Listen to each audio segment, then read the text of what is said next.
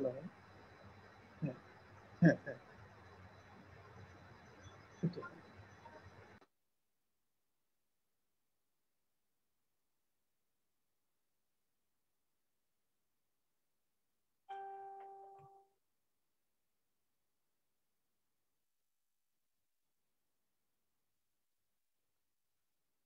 সবাইকে স্বাগত জানাচ্ছি প্রবাস দর্পণ নিয়মিত সংলাপে। আপনারা জানেন সারা বিশ্বে কোভিড-19 মহামারীতে প্রায় 27,05,000 মানুষ মারা গেছেন।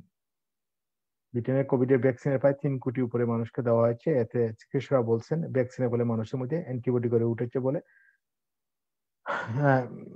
অনেকেই বিশেষজ্ঞরা বলছেন। বাংলাদেশে আক্রান্ত মৃত্যু কয়েকদিন যাবৎ ঊর্ধ্বগতি, আক্রান্ত মৃত্যুর সংখ্যা দিন দিন বেড়েই চলছে।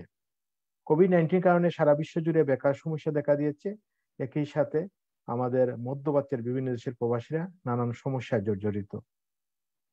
বাংলাদেশে উদযাপন করা হচ্ছে স্বাধীনতা সুবর্ণ জয়ন্তী উৎসব। স্বাধীনতা সুবর্ণ জয়ন্তীতে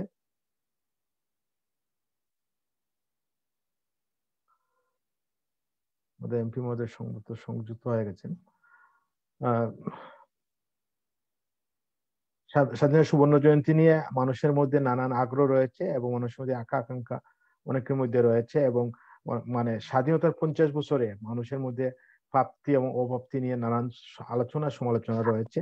আমরা আজকে এইসব বিষয় নিয়ে কথা বলবো। আজকে আমাদের সাথে আছেন আওয়ামী লীগের নেতা এবং মাননীয় সংসদ সদস্য ডাক্তার আব্দুল আজিজ এমপি। আমাদের সাথে আছেন সাবেক ছাত্র নেতা বিএনপি সাংগঠনিক সম্পাদক সৈয়দ ইমরান সালেহ প্রিন্স। আমাদের সাথে আছেন বিশিষ্ট চিকিৎসক হেলথ এন্ড রূপের সম্মানিত চেয়ারম্যান ডাক্তার লেলিন চৌধুরী। আমাদের সাথে আছেন আমাদের লেবানন প্রবাসী আব্দুল করিম। আমাদের সঙ্গে যুক্ত হবেন বাহরাইন প্রবাসী আব্দুল সালাম এবং আমাদের সাথে আছেন প্রবাস দমন চট্টগ্রাম পূর্বপ্রধান শাহরিয়ার হাসান। আমরা প্রতিদিন আমাদের অনুষ্ঠান আমরা শুরু করি কোভিড আপডেট দিয়ে। আমরা কোভিড আপডেট জানতে আমরা যাব আমাদের প্রবাস দমন চট্টগ্রাম পূর্বপ্রধান শাহরিয়ার হাসানের কাছে। জি, আপনাকে ধন্যবাদ জানাচ্ছি।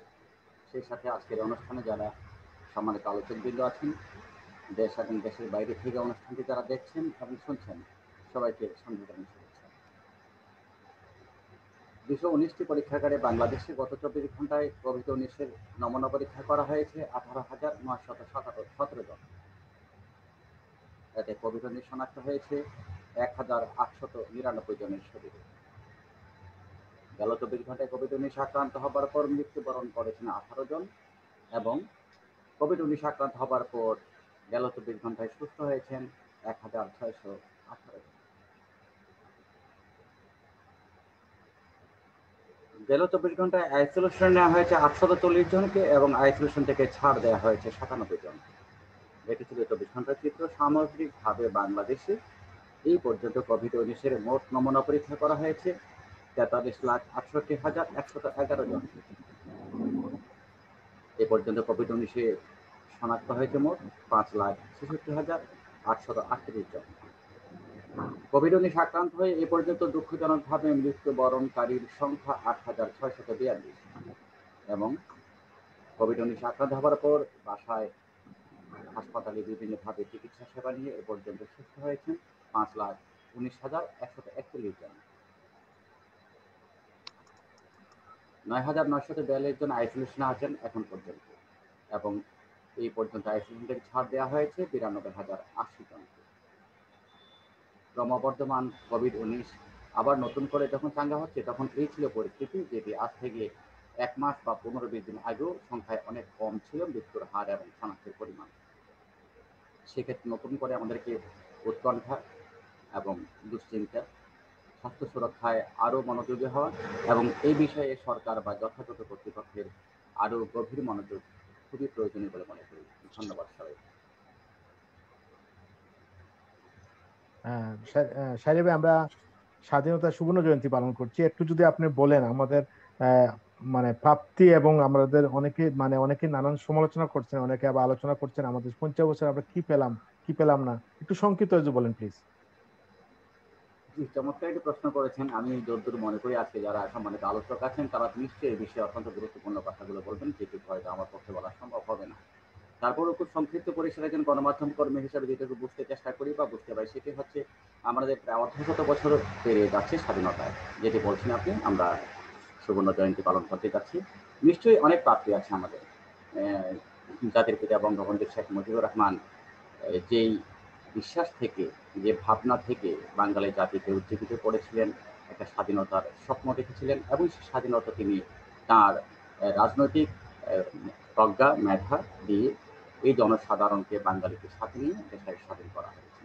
50 বছরের ইতিহাস তো আমরা সবাই জানি, বিশেষ করে বলার কিছু নাই। তবে সর্বশেষে 50 বছর, অর্থাৎ আমি 72 থেকে 50 আপনার এই 2021 যদি হিসেব করি, তাহলে আমাদের প্রাপ্তি যথেষ্ট আছে। তো আমি যে মূল প্রাপ্তিটা মনে করি, আমাদের রাজনৈতিক যে বিশৃঙ্খলা, রাজনৈতিক যে প্রপাগান্ডাগুলো, এগুলো কিন্তু সোজা সোজা কথা, একদম সহজ ভাষায় আমরা যতভাবেই বলি না কেন, রাজনীতির যে ক্ষেত্রটা এখন আমরা দেখতে পাই, এখন না মানে সচরাচরই আমরা যেটা দেখতে পেয়েছি, বিশেষ কিছু সময় ছাড়া, অল্প কিছু সময় ছাড়া আমরা রাজনীতিতে কোনো ধরনের পরিচ্ছন্ন রাজনীতি আমরা কিন্তু দেখতে পাইনি।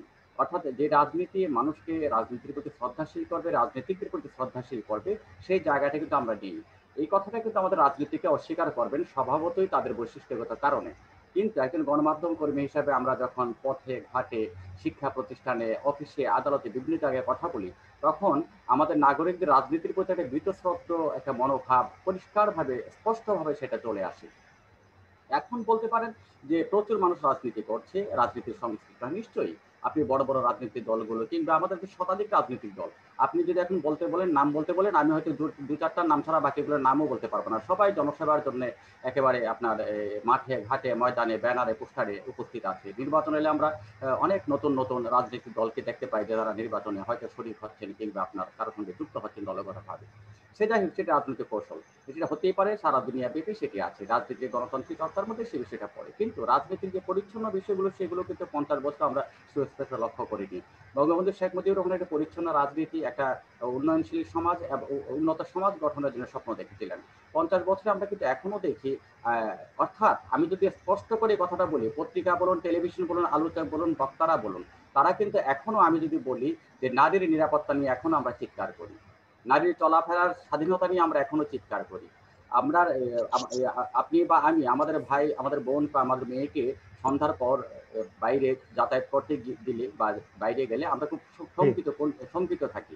এই বিষয়গুলো আমরা মাথায় রাখতে হবে। একটা গণতান্ত্রিক দেশে নাগরিকের স্বাধীনভাবে চলাফেরা করার যে একটা সুস্থ পরিবেশ দরকার, সেই পরিবেশটা আমাদের এখন পর্যন্ত আমরা পাইনি।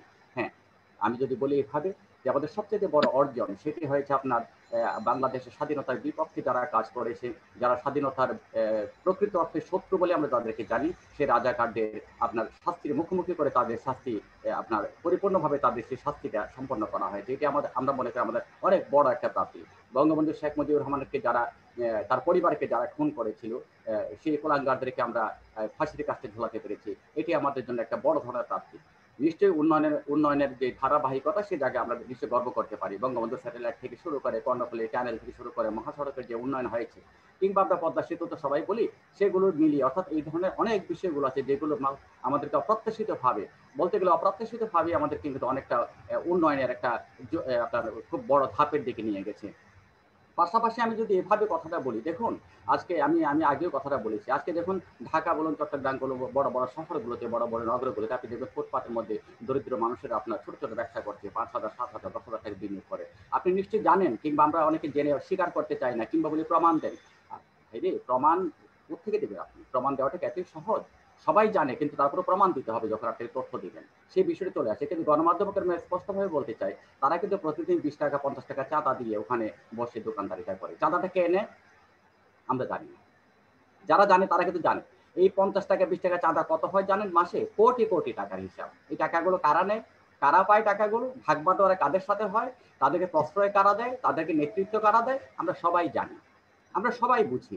এই গরিব মানুষগুলো 5,000 টাকা নিয়ে ছোট একটা ব্যবসা করে ফুটপাতে বসে, তাকে যদি দিন শেষে 20 টাকা 30 টাকা চাঁদা বা যারা চাঁদা দিতে হয়, সেই চাঁদার ভাগ খাচ্ছে আপনার টাই স্যুট পরা, কমপ্লিট আপনার কি বলা হয়, ব্যানারে নাম থাকে, এরা রাজনীতিতে উচ্চকিত থাকেন, তারা এই পয়সাগুলো খায় সরকারের বিভিন্ন দপ্তরের কর্মকর্তারা।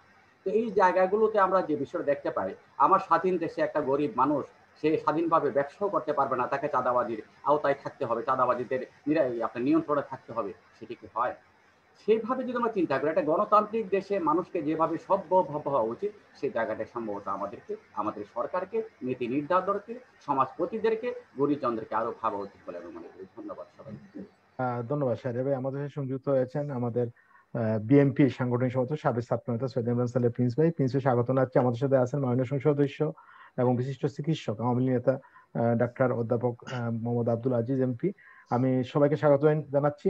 আর আমি একটু যাব, আমরা যেহেতু আজকে কথা বলছি আমাদের স্বাধীনতার সুবর্ণ জয়ন্তীতে, আমাদের 50 বছর আমরা পা দিতে যাচ্ছি, আমাদের পাওয়া না অপাওয়া নিয়ে কথা বলতে যাচ্ছি।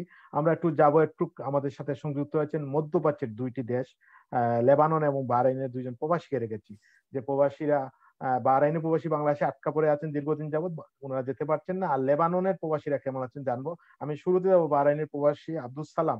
আব্দুল সালাম, আমরা জানি আপনারা দীর্ঘদিন যাবৎ বাংলাদেশে আটকা পড়ে আছেন, আপনারা দীর্ঘদিন যাবৎ বিভিন্ন দাবি দেওয়া তুলছেন যে কিভাবে আপনাদের নিজ কর্মস্থলে ফিরতে পারেন, কিন্তু তাও আজ পর্যন্ত কোনো রেজাল্ট হয়নি। এবারে একটু সংক্ষিপ্ত ভাবে বলেন প্লিজ।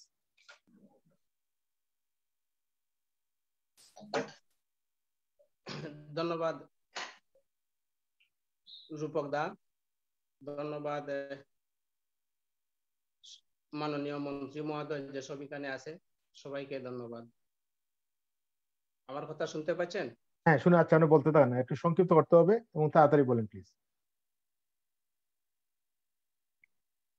আমাদের সবকিছু তো সারা দেশের লোকেই জানে বা আমরাও জানি, আমরা যেতে পারছি না, আটকে পড়ে আছি। কিন্তু বর্তমানে বাহরাইন যে পররাষ্ট্রমন্ত্রী আছেন, উনি একটা বৈঠক করার কথা ছিল যে ডাক্তার নজরুল ইসলাম, এমবেসিডার নজরুল ইসলাম, এখন পর্যন্ত এই মিটিংটা হয় নাই। ওই মিটিংটা হয়ে গেলে আমরা হয়তো একটা সমাধানে যেতে পারবো কি পারবো না। কিন্তু আমাদের মাঝে একটা সংবাদ আছে যে আমাদের আরবাব কথা বলছি, আমাদের আরবাব গুলা বলতেছে যে একটা মিটিং হবে, এই মিটিং এ তোমরা ডাক্তার নজরুল ইসলামের যদি ওই মিটিংটা ক্লিয়ার ভাবে তোমাদের যে কিরকম, যেমন আমরা আটকা পরে আছি, এইভাবে যদি সবকিছু করোনার ডিটেল দিয়ে বলা হয় তাহলে আমাদেরকে আবার ওইখানে আমরা যেতে পারবো। কিন্তু এখনো পর্যন্ত এই মিটিংটা হচ্ছে না। অতএব বাংলাদেশ পররাষ্ট্রমন্ত্রী ওরা বলতেছে যে বাংলাদেশের যে কোনো একজন মন্ত্রী যদি বাহরাইনে একদিনের জন্য আসে তাহলে তোমাদের সমাধানটা হয়ে যাবে। কিন্তু এখনো পর্যন্ত আমাদের দেশের কোনো খোঁজ তো পাইতেছি না, বা কোনো অনলাইনে কোনো একজন মন্ত্রীও বলতেছে না যে তোমরা আটকে পড়েছে, তোমাদের যাওয়া হবে। সব দেশের লোক চলে গেছে ইনশাল্লাহ, শুধু আমরা বাহরাইন প্রবাসী আটকে গেছি। এই আমার শেষ অনুরোধ। আর কষ্ট তো আর আছে, এগুলা তো প্রতিদিনই সবাই বলতে আছে, এগুলা নতুন করে বলা। ধন্যবাদ আব্দুল সালাম। আমরা জানি, আমরা প্রবাস দপ্তর, আমরা বাহরাইনের রাষ্ট্রদূত মহোদয়ের সাথে আমরা কথা বলেছি এবং যোগাযোগ ওনারা কাজ করতেছেন এবং চেষ্টা করতেছেন, এবং বাংলাদেশ বিভিন্ন মন্ত্রণালয়ে আমাদের সাথে যোগাযোগ হয়ে থাকে, এবং আমাদের মাননীয় সংসদ সদস্য যারা আসেন আমাদের অনুষ্ঠানে ওনারা আপনাদের জন্য বিভিন্ন জায়গায় তদবির করতেছেন বা কাজ করতেছেন। তো আমরা আশা করি কিছুদিনের ভিতরে হয়তো আপনাদের সমস্যা সমাধান হয়ে যাবে। আমি একটু যাবো লেবাননে। আমরা জানি লেবাননের অবস্থা খুবই খারাপ অবস্থায় আছে লেবাননের প্রবাসী বাংলাদেশিরা, এবং লেবাননে যে ঘটনা ঘটছে, লেবাননে অর্থনৈতিক বিপর্যয়ের ফলে ওইখানকার লেবাননের মানুষ এখন আন্দোলন করছে, রাস্তা মুড়ে মুড়ে আগুন জ্বালাচ্ছে। এবং আমাদের বাংলাদেশিরা কেমন আছেন, আমি যাবো মোহাম্মদ আব্দুল করিম, যিনি শ্রমিক ইউনিয়নের সভাপতি। আব্দুল করিম, যে একটু বলেন সংক্ষিপ্ত হবে কেমন আছেন আপনারা।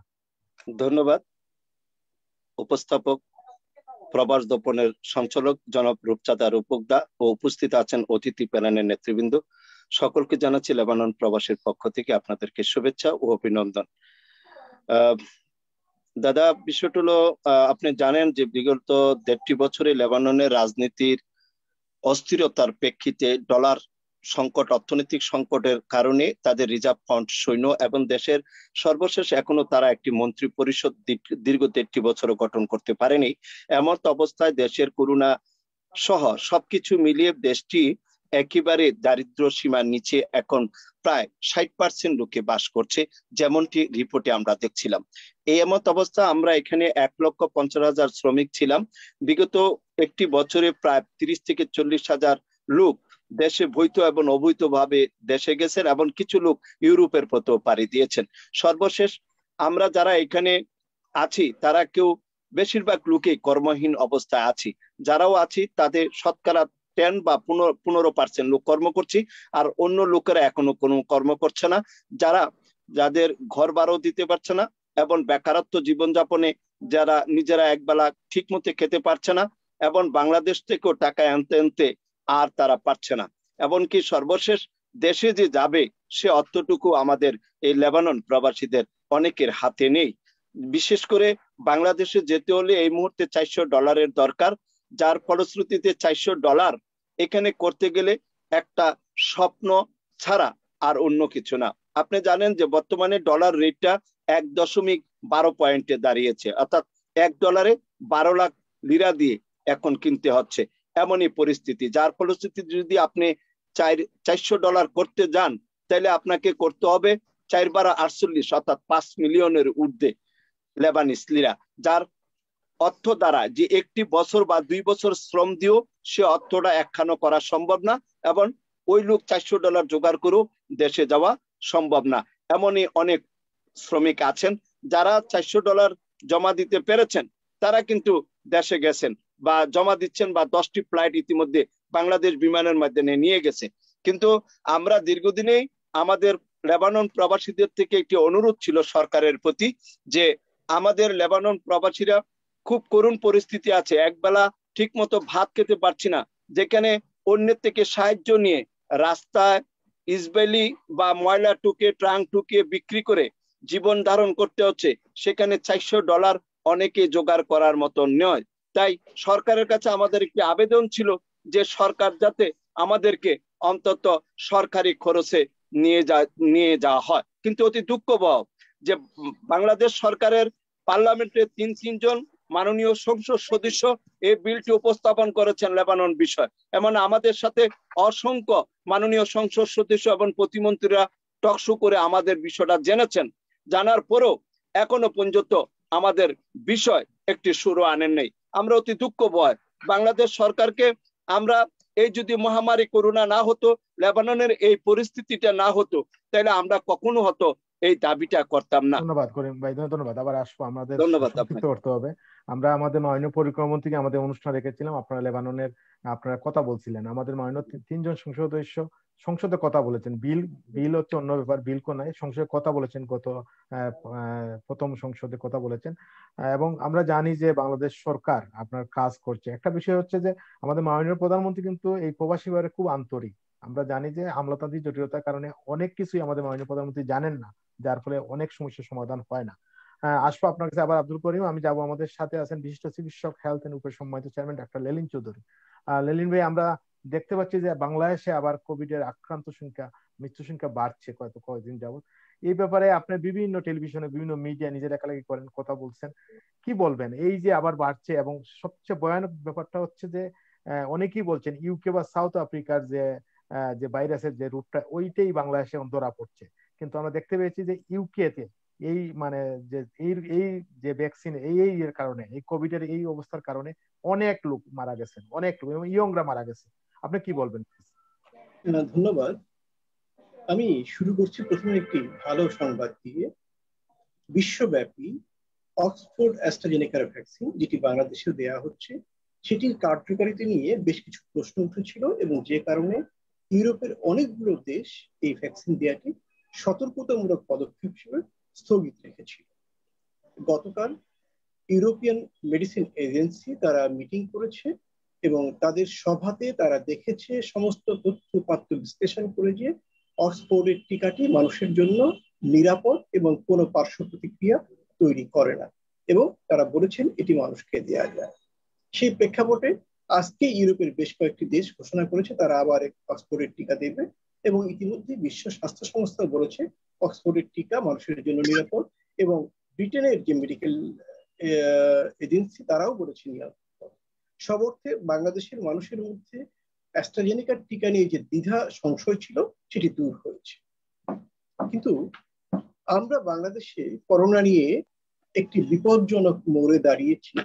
সেটি হচ্ছে গত 10 দিন যাবৎ করোনার সংক্রমণ বাংলাদেশে লাফিয়ে লাফিয়ে বাড়ছে, এবং এই বাড়ার ধরন যেটা, তার গতি প্রকৃতি লক্ষ্য করলে আমরা বলতে পারি, নিঃসন্দেহে বলতে পারি যে বাংলাদেশ করোনার সংক্রমণের দ্বিতীয় ধাপের মুখোমুখি হতে যাচ্ছে।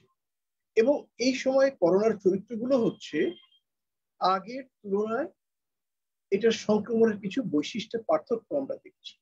যেমন এবারের সংক্রমণে জ্বর কম থাকছে, শরীর ব্যথা এবং অন্যান্য উপসর্গ বেশি, এবং খুব দ্রুত শ্বাসকষ্ট তৈরি হচ্ছে।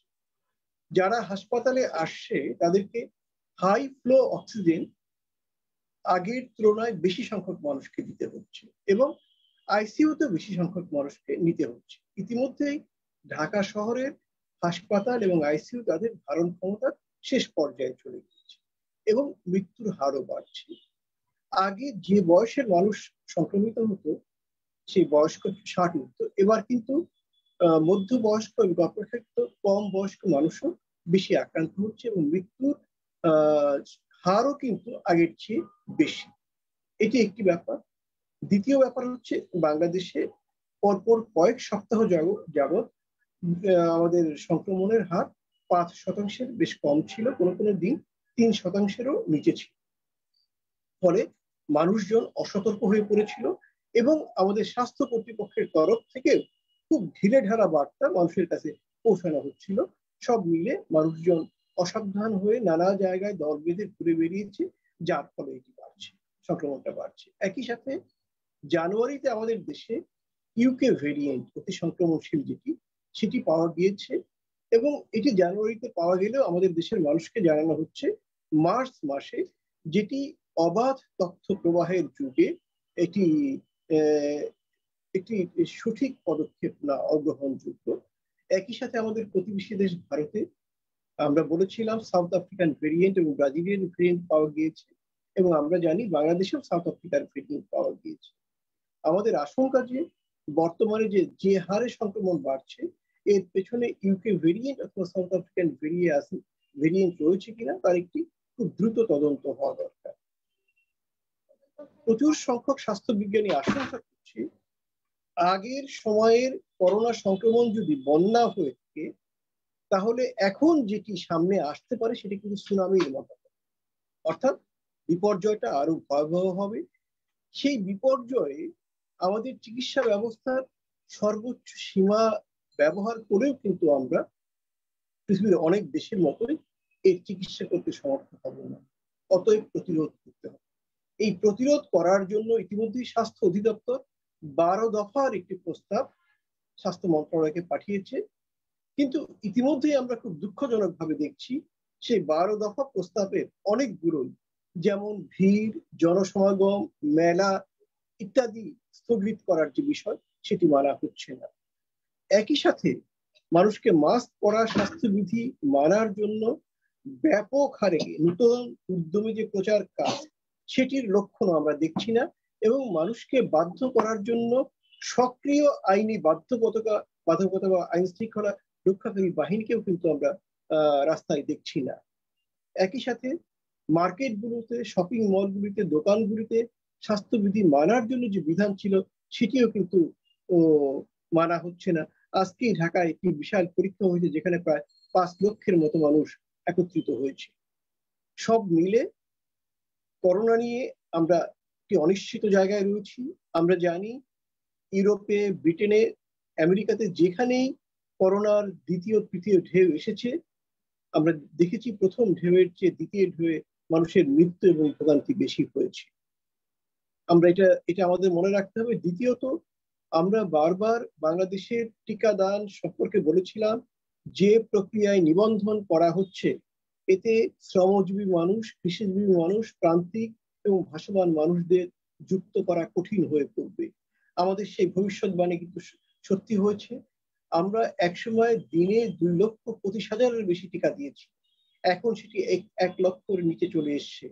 যেখানে আমাদের দিনে অন্তত 3 থেকে 4 লক্ষ মানুষকে টিকা দেওয়া উচিত সেখানে আমরা দিচ্ছি 1 লক্ষের নিচে। তাহলে আমরা আমাদের টার্গেটে, আমাদের লক্ষ্য মাত্রায় কবে পৌঁছবো? এই ব্যাপারটিও গুরুত্বের সাথে অনুধাবন করে টিকা দেওয়ার ক্ষেত্রে অনলাইন নিবন্ধন প্রক্রিয়া তুলে দিয়ে যে কেউ জাতীয় পরিচয়পত্র নিয়ে টিকাদান কেন্দ্রেই গেলে যেন টিকাটা দিতে পারে সেই ব্যবস্থা করা এবং টিকাদান কেন্দ্রের সংখ্যা অনেক বাড়ানো, একদম মানুষের সহজলভ্য করা, নাগালে করা। এবং এর আগেও আমরা বলেছি, এখনো বলছি, বাড়িতে বাড়িতে স্বেচ্ছাসেবক পাঠিয়ে মানুষকে টিকা গ্রহণে উদ্বুদ্ধ করতে হবে এবং তাদেরকে টিকাদান কেন্দ্রে আনার ব্যবস্থা করতে হবে। যদি আমরা এখন এই কাজগুলো না করতে পারি তাহলে কিন্তু আমাদের সকল আয়োজন কিন্তু ভেস্তে যাবে। স্বাধীনতার সুবর্ণ জয়ন্তী আমরা উদযাপন করছি, একদিকে যেমন আমাদের বিপুল অগ্রগতি রয়েছে, 1970 সনে স্বাধীনতার আগে আমাদের মাথা আমরা এই বিষয়টা নিয়ে আপনার মানে পরবর্তীতে আসতে যাচ্ছি, যে আমরা কথা বলবো, জিজ্ঞেস করবো। এবং আমি শেষ করছি, করোনার বিরুদ্ধে আমাদেরকে প্রতিরোধ কার্যক্রমে অগ্রসর হতেই হবে, এটা ভিন্ন অন্য কোনো পথ আমাদের খোলা নেই। ধন্যবাদ লেনিন ভাই। আমি যাবো আমাদের সাথে সাবেক ছাত্র নেতা বিএনপির কেন্দ্রীয় সাংগঠনিক সম্পাদক সৈয়দ ইমরান সালে প্রিন্স ভাই। প্রিন্স ভাই একটু আনমিট করতে হবে। প্রিন্স ভাই, আপনার কাছে যে প্রশ্ন, আমরা আজকে কথা বলছি, আমরা বাংলাদেশে স্বাধীনতার সুবর্ণ জয়ন্তী পালন হচ্ছে উৎসবমুখর পরিবেশে, আমরা বিশ্বের বিভিন্ন জায়গায় পালন হচ্ছে। আমাদের যে পাওয়া না পাওয়া, আমাদের যে স্বপ্নের যে বাংলাদেশ, স্বপ্নের সোনার বাংলাদেশ গড়ার যে কথা বলেছেন বঙ্গবন্ধু, আজকে আমরা কোন জায়গায় আছি, আপনি কি বলবেন? ধন্যবাদ আজকের এই শোতে আমাকে আমন্ত্রণ জানানোর জন্য। একই সাথে যারা সহ আলোচক হিসাবে উপস্থিত আছেন তাদেরকেও শুভেচ্ছা, এবং দর্শক যারা দেখছেন এবং শুনছেন তাদেরকেও শুভেচ্ছা জানাচ্ছি। প্রথমেই আমি স্বাধীনতার সুবর্ণ জয়ন্তী উপলক্ষে সকলকে আবারও অভিনন্দন এবং ধন্যবাদ জানাচ্ছি। আপনি আমাকে প্রশ্ন করেছেন যে আজকে যে স্বাধীনতার সুবর্ণ জয়ন্তী আমি কিভাবে দেখছি, যেটা পাওয়া না পাওয়ার বিষয়টি রয়েছে। দেখুন, সবচেয়ে বড় অর্জন, আমাদের জাতির সবচেয়ে বড় অর্জন হচ্ছে আমাদের এই স্বাধীনতা। বাংলাদেশ আজকে স্বাধীন হয়েছে, আমরা গর্ব ভরে আমরা বলতে পারি আমরা একটি স্বাধীন দেশের নাগরিক। আজকে এটা হচ্ছে সবচেয়ে বড় পাওয়া আমাদের। কিন্তু এই যে এই দেশ, স্বাধীন দেশ, এটাকে যে আমরা সুন্দরভাবে একটি সাজিয়ে তুলবো, এটাকে একটা চরিত্র দিব, একটা গণতান্ত্রিক পরিবেশ থাকবে, একটা মানবিক পরিবেশ থাকবে, একটা মানুষের কথা বলার অধিকার, সকলে মিলে মিশে একসাথে কাজ করব, সেই পরিবেশটা কিন্তু এখনো আমরা অর্জন করতে পারিনি। বিভিন্ন সময় রাজনৈতিক দ্বন্দ্ব, বিভাজন এবং বিভিন্ন জটিলতা এবং কুটিলতার মধ্য দিয়ে আমাদেরকে আগাতে হয়েছে, এখনো আগাতে হচ্ছে। কিন্তু তারপরে বলবো যে রাজনীতির বাইরে এইসব নিয়ে কথা বলার কিছু নেই। মূল কথা হচ্ছে রাজনীতি। রাজনীতির মাধ্যমেই আমরা আমাদের দেশকে সুন্দরভাবে কিভাবে গড়ে তুলতে পারি, সেই জন্য আমাদেরকে সবাইকে একসাথে কাজ করতে হবে। কিন্তু আজকে দুঃখজনক হলেও সত্য যে বাংলাদেশে আমরা এমন এক সময়ে বা এমন একটা পরিবেশে আমরা সুবর্ণ জয়ন্তী পালন করছি, যখন আমাদের গণতন্ত্রের সংকট রয়েছে, জনগণের ভোটের অধিকারের সংকট রয়েছে, জনগণের সার্বিক যে অধিকার, বিভিন্ন বিষয়ে যে অধিকার রয়েছে সেগুলোর ব্যাপারে সংকট এবং সমস্যা রয়েছে। এরকম একটি পরিবেশের মধ্য দিয়ে কিন্তু আমরা এই সুবর্ণ জয়ন্তী পালন করছি। তো তারপরেও আজকে আমাদের সবাইকে ঐক্যবদ্ধ হয়ে আজকে স্বাধীনতার যে মূল চেতনা, যে আকাঙ্ক্ষা, যে স্বপ্ন, সেটাকে বাস্তবায়ন করতে হবে। এবং আমরা যদি এটাকে রাজনৈতিকভাবে দলীয় রাজনৈতিক দৃষ্টিভঙ্গিতে যদি আমরা দেখি, তাহলে কিন্তু আমাদের এই সংকটগুলো বা এই সমস্যাগুলো আমরা সমাধান করতে পারবো না। তাই আমি বলবো, আসুন আমরা সকলে ঐক্যবদ্ধভাবেই আমরা এই কাজটা করি। যে ঐক্যবদ্ধ হয়েছিলাম আমরা মহান মুক্তিযুদ্ধে, আমাদের পূর্বপুরুষেরা ঐক্যবদ্ধ হয়ে দেশকে স্বাধীন করেছিল, আজকে আসুন আমরা আবার ঐক্যবদ্ধ হয়ে আমরা দেশের যে সমস্যাগুলো আছে সেগুলো আমরা সমাধান করি। তাহলে আমাদের স্বাধীনতার সুবর্ণ জয়ন্তী পালন সার্থক হবে বলে আমি মনে করি। ধন্যবাদ প্রিন্স ভাই। আবার আসবো আপনার কাছে। আমি একটু যাবো, আমাদের সাথে আছেন মাননীয় সংসদ সদস্য অধ্যাপক ডক্টর আব্দুল আজিজ। আজিজ ভাই, আমরা আজকে কথা বলছিলাম, আমরা স্বাধীনতা সুবর্ণ জয়ন্তী পালন করছি এবং কোভিড নিয়ে কথা বলছিলাম। আপনি তো চিকিৎসক এবং আপনি স্বাস্থ্য মন্ত্রণালয়ের সংসদীয় কমিটির সদস্য। এই যে লেনিন ভাই কিছু প্রশ্ন রেখেছেন, বিশেষ করে যে কিছু আপনার আবার কোভিড এর আক্রান্ত সংখ্যা বাড়ছে এবং পাশাপাশি আমরা দেখতে পাচ্ছি যে মানুষ সেভাবে মানছে না, অনেকেই যে স্বাস্থ্য যে বিধি মানছে না। এই ব্যাপারে কি বলবেন, মানে আইন প্রণেতা হিসাবে, একজন ডাক্তার হিসাবে এবং স্বাস্থ্য মন্ত্রণালয়ের সংসদীয় কমিটির সদস্য হিসাবে? আর একটা প্রশ্ন হচ্ছে, আমরা কথা বলছিলাম স্বাধীনতার আজকে সুবর্ণ জয়ন্তী, সুবর্ণ জয়ন্তী আমরা পালন করছি সারা বিশ্বব্যাপী, বাংলাদেশের মানুষ। আপনার যদি একটু এই ব্যাপারে একটু বক্তব্য বলেন প্লিজ। একটু আনমিট করতে হবে, একটু আনমিট করতে হবে, মিউট করা, মিউট করা।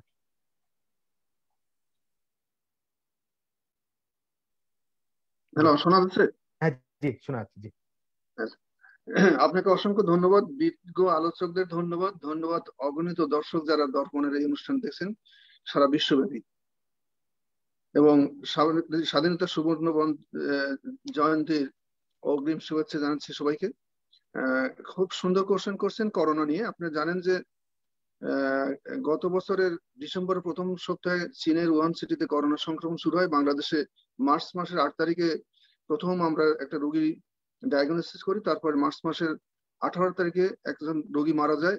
মার্চ মাসের 25 তারিখে আমাদের মাননীয় প্রধানমন্ত্রী জয়ন্তী শেখ হাসিনা জাতির উদ্দেশ্যে ভাষণ দিয়ে করোনার বিরুদ্ধে যুদ্ধ ঘোষণা করেন এবং করোনা মোকাবেলার জন্য সর্বাত্মক চেষ্টা করে যাচ্ছেন এবং এখন পর্যন্ত করে যাচ্ছেন, যার ফলশ্রুতিতে আমরা বলবো যে অন্য যে কোনো দেশের চেয়ে আমরা অনেকাংশে সফল। আমরা শতভাগ সফল না হলে আমরা বলবো অনেকাংশে সফল। এই কারণে আপনি যদি আমাদের সারা বিশ্বের দিকে একবার তাকাই যে এই মুহূর্তে 213টি দেশ সংক্রমিত, যারা পৃথিবীতে সবচেয়ে ধনী দেশ আমেরিকা, ফ্রান্স, জার্মানি, ইংল্যান্ড বা জাপান যাদের কথা বলি তাদের অবস্থা সবচেয়ে খারাপ। আমেরিকা বা ব্রাজিলে দেখছেন যে আমেরিকাতে 4000-এর অধিক মানুষ প্রতিদিন মারা গেছে। ইভেন আমাদের পার্শ্ববর্তী দেশ ভারতের কথা যদি চিন্তা করি, সেখানে প্রতিদিন আমরা দেখেছি যে 1000 থেকে 1500 মানুষ মারা গেছে, 1 লক্ষর অধিক মানুষ প্রতিদিন সংক্রমিত হয়েছে।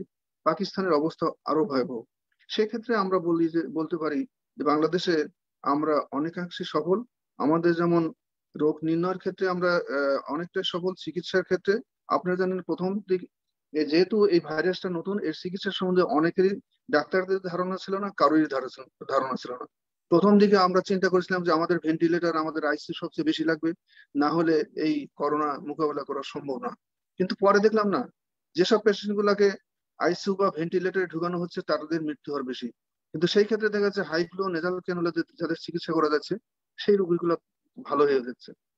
আসলে যেহেতু নতুন একটা ভাইরাস, নতুন অজানা চিকিৎসা, সেই ক্ষেত্রে প্রথমের দিকে মানুষের মধ্যে যেরকম আতঙ্ক ছিল, মানুষ মারা গেছে বেশি, পরবর্তীতে কিন্তু আমাদের ডাক্তাররা, বিশেষ করে ইয়াং ডাক্তাররা তারা দিন রাত অক্লান্ত পরিশ্রম করছে এবং তাদের অক্লান্ত পরিশ্রমের ফলে আমি বলবো যে আমরা করোনা চিকিৎসা অনেকটা সফল এবং করোনা যুদ্ধে অনেকাংশেই সফল। আমরা খুব সফলতার সাথে এগিয়ে যাচ্ছিলাম, কিন্তু গত 10 থেকে 15 দিন থেকে আমরা দেখছি যে এই সংক্রমণের হার বেড়ে চলছে।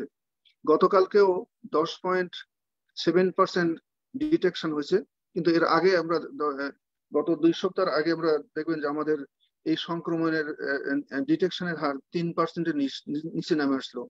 আমরা মেডিকেল ভাষায় বলি যদি 3%-এর নিচে কোনো এরকম ভাইরাসের ডিটেকশন কমে আসে তাহলে আমরা বলি যে ফেড আউট বা ভালো হয়ে যাচ্ছে। আমরা ধরেই নিয়েছিলাম যে করোনা বাংলাদেশ থেকে চলে যাচ্ছে, কিন্তু এই গত 2 সপ্তাহ থেকে যখন আবার বেড়ে গেল তখন আমাদের মধ্যে একটা আতঙ্ক তৈরি হয়েছে এবং আমরা চিন্তা করছি এটা করোনা হয়তো দ্বিতীয় ধাপের দিকে আমরা যাচ্ছি। তারই পরিপ্রেক্ষিতে জাতীয় কমিটি স্বাস্থ্য মন্ত্রণালয়ের কাছে 12 দফা একটা প্রস্তাবনা পাঠিয়েছেন। সেই প্রস্তাবনাতে কিভাবে এই দ্বিতীয় ধাপের করোনা সংক্রমণ মোকাবেলা করা যায় তার অনেকগুলোই আছে। তার মধ্যে লকডাউনের কথা বলা হয়েছে, জনসমাগম বন্ধ করার কথা বলা হয়েছে, মুখে মাস্ক বাধ্যতামূলক করতে বলা হয়েছে, তারপরে বিভিন্ন রকম টুরিস্ট স্পট গুলো বন্ধ করা বলা হয়েছে, হাট বাজারে যাওয়ার সময় সবাইকে মুখে মাস্ক পরতে হবে, স্বাস্থ্যবিধি মেনে চলতে হবে। এরকম 12 স্কুল কলেজ গুলা ইউনিভার্সিটি এখনই খোলা যাবে না, এরকম 12টা নির্দেশনা দেওয়া হয়েছে। সরকার চেষ্টা করছে, হয়তো লকডাউনে আমি মনে করি যে এই মুহূর্তে বাংলাদেশের পক্ষে যাওয়া সম্ভব না, কিন্তু অন্য যে নির্দেশনা দেওয়া হয়েছে বিশেষ করে মুখে মাস্ক পরা এবং স্বাস্থ্যবিধি মেনে চলা, সামাজিক বা শারীরিক দূরত্ব বজায় রাখা, এই কাজটা যদি আমরা করতে পারি তাহলে আমার মনে হয় আমরা এই দ্বিতীয় ধাপটা সফল হবো। পাশাপাশি আপনারা জানেন যে বাংলাদেশে করোনা ভ্যাকসিন অক্সফোর্ডের অ্যাস্ট্রাজেনিকা ভ্যাকসিন দেওয়া হচ্ছে। সেটা প্রথমের দিকে কিছু নেগেটিভ প্রচারণার জন্য মানুষের মধ্যে একটু দ্বিধা ছিল, কিন্তু এখন সেই দ্বিধা কেটে গেছে। একটু যেটা ডক্টর লেলিন সাহেব বললেন যে রেজিস্ট্রেশন করা নিয়ে একটু জটিলতা, কিন্তু আপনি দেখবেন যে আমাদের প্রত্যেকটা সেন্টারে সেখানে যারা রেজিস্ট্রেশন করতে পারেনি তারা যখনই ন্যাশনাল আইডি কার্ড নিয়ে যাচ্ছে তাদের কিন্তু ওই মুহূর্তেই তাদেরকে রেজিস্ট্রেশন করে ভ্যাকসিনের ব্যবস্থা করা হয়েছে। এটা শহরে যেমন করা হয়েছে, গ্রামে বা উপজেলাতে একইভাবে করা হচ্ছে, যার জন্য কিছু অনেকে মনে হচ্ছে যে হয়তো মানুষের কষ্ট হচ্ছে বা সাফার করতে, সেটা কিন্তু সরকার এবং স্বাস্থ্য মন্ত্রণালয় চেষ্টা করে যাচ্ছে এই প্রবলেম গুলো সলভ করার জন্য। তারপরেও স্বাস্থ্য মন্ত্রণালয় থেকে আরেকটা বলা হয়েছে যদি এরপরে প্রবলেম থাকে, মাননীয় প্রধানমন্ত্রী বলেছেন, তাহলে হয়তো শুধু ন্যাশনাল আইডি কার্ড নিয়ে গেলেও ভ্যাকসিন দেওয়া যায় কিনা সেভাবে সরকার চিন্তা করছে। আমার মনে হয় যে সেটা যদি দেওয়া হয় তাহলে পরে আমরা মানে মাস লেভেলে পিপুলকে ভ্যাকসিনের আওতায় আনতে পারবো। তাহলে হয়তো অনেক আমাদের যে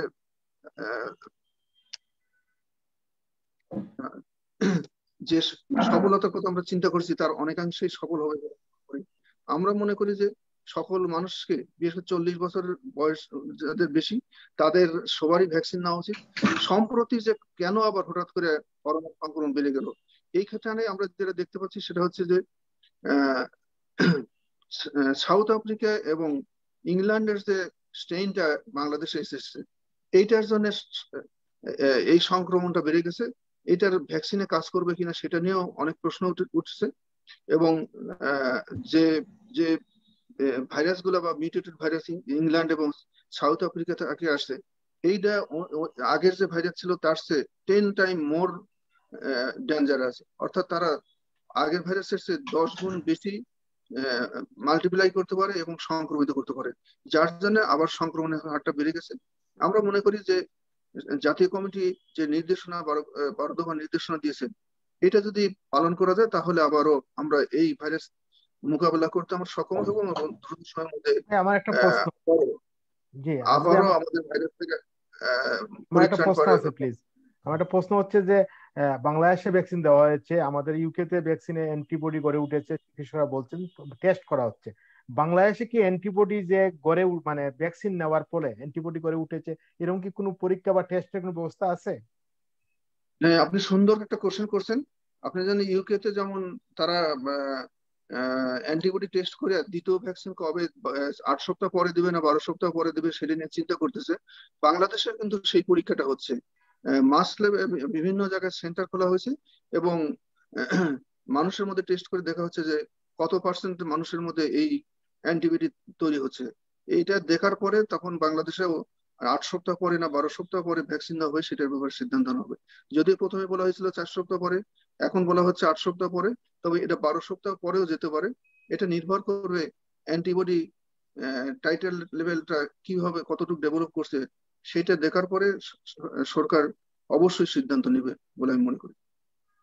মাননীয় এমপি মহোদয়, আমার একটা ছোট্ট বিষয় ছিল, সেটি হলো আমরা জানি করোনার জন্য 14 দিনের কোয়ারেন্টাইন আন্তর্জাতিকভাবে স্বীকৃত, কিন্তু ইউকে থেকে ফ্লাইট যখন সিলেটে আসা শুরু করলো, এটাকে 4 দিন কোয়ারেন্টাইনের প্রাতিষ্ঠানিক কোয়ারেন্টাইনে রেখে বাড়িতে পাঠানো হলো।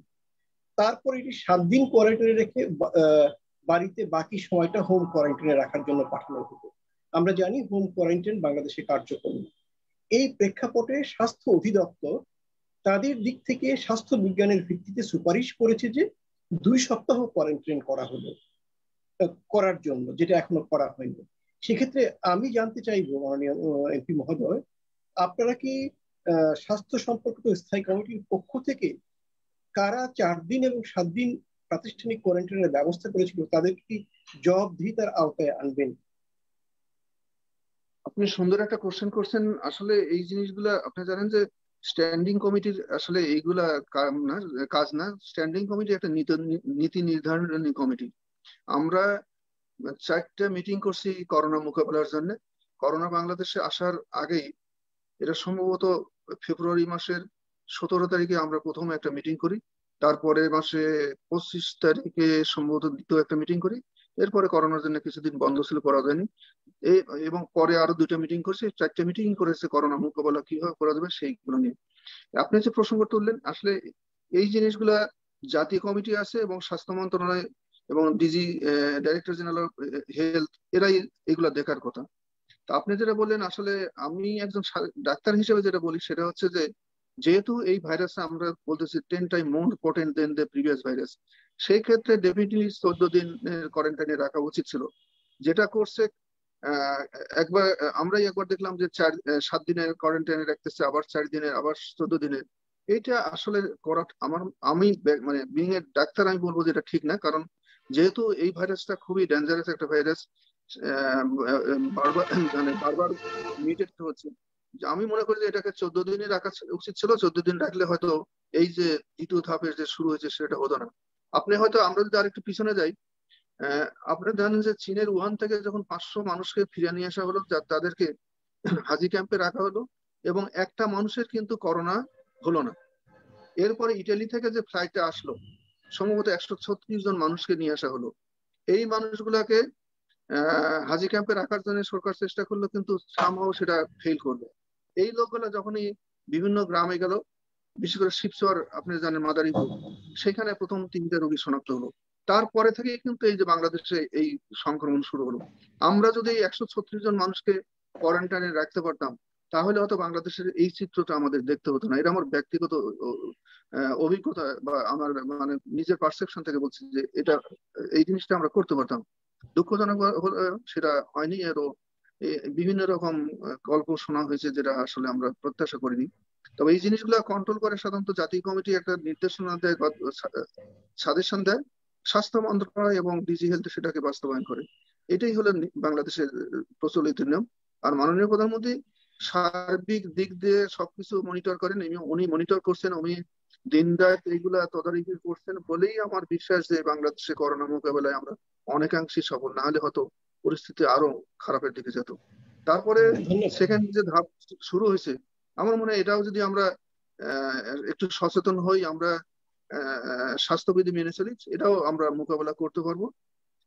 যেটা হয়েছে যে সবচেয়ে বড় সমস্যা, আমাদের গ্রামের মানুষ একদমই মাস্ক পরতে চায় না, স্বাস্থ্যবিধি সামাজিক দূরত্ব সম্বন্ধে তারা মানতেই চায় না। আমরা জনপ্রতিনিধি যখন গ্রামে যা মাস্ক পরি, সবাই ধারণা যে আমরা করোনা নিয়ে আসছি, আমাদের মাধ্যমে করোনা ছড়াবে। এটা একটা বড় সমস্যা। দ্বিতীয় একটা বলি, যেহেতু আপনি ডাক্তার বুঝবেন, গত কিছুদিন আগে আইইডি স্যার এবং আইসিডি এর মাধ্যমে একটা রিসার্চ করা হয়েছে। সেখানে দেখা গেছে 91 থেকে 93% করোনার সংক্রমিত রোগী তাদের কোনো সিমটম নাই বাংলাদেশে। আপনি এটা শুনতে জানেন কিনা আমি জানি না। 91 থেকে 93, এবং that person is very dangerous. They spread the disease to the other person. এর জন্যই আমাদের জন্য একটা বড় প্রবলেম হয়ে গেছে। হয়তো সেই জন্যই এই দ্বিতীয় ধাপের সংক্রমণটা বেশি হচ্ছে। তো আমরা যদি স্ট্রিক্টলি স্বাস্থ্যবিধি মেনে চলি, সামাজিক দূরত্ব বজায় রাখি, তাহলে হয়তো আমরা যে দ্বিতীয় ধাপ যেটা শুরু হচ্ছে এটাও আমরা মোকাবেলা করতে পারবো। তবে অবশ্যই সবাইকে সচেতন হতে হবে এবং সবাইকে বিবেকবান হতে হবে, এর কোনো বিকল্প নেই। ধন্যবাদ। আমি আরেকটা ছোট্ট একটা জিনিস আবার লেলিন ভাই, আমরা একটু আবার প্রশ্ন রাখেন আপনি, আমাদের টাইমের একটা ব্যাপার আছে, আবার প্রশ্ন রাখেন, আপনি যখন বলবেন তখন মাননীয় সংসদে উত্তর দিবেন। আমি একটু যাব, আমাদের সাথে আছেন শাহরি আছেন, আমাদের পয়াজন চট্টগ্রাম বুলবুল।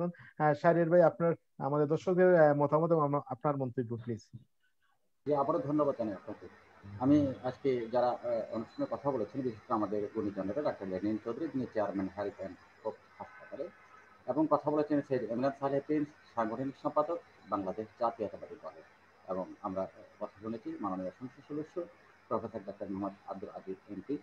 প্রত্যেকে খুব চমৎকার করে বিষয়গুলো কথা বলেছেন, বিষয়গুলো বিশ্লেষণ করেছেন।